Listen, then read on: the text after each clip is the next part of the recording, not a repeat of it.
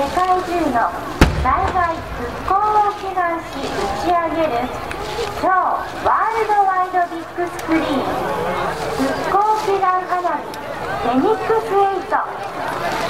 皆さんこんばんは、平原彩香です。初めてフェニックス花火を見てから7年が経ちますが、その時涙が止まらなかったことを思い出します。大きな復興の祈りに心が震えました。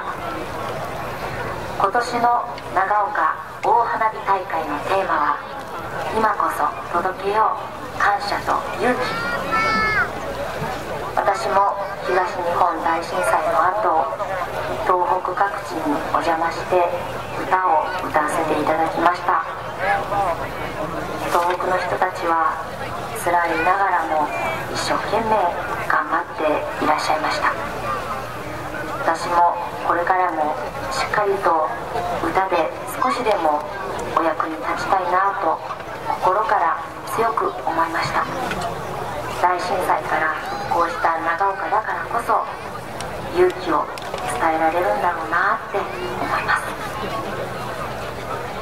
それでは復興祈願花火フェニックス、皆さんの思いを込めて打ち上げ開始です。カウントダウン5、4、3、2、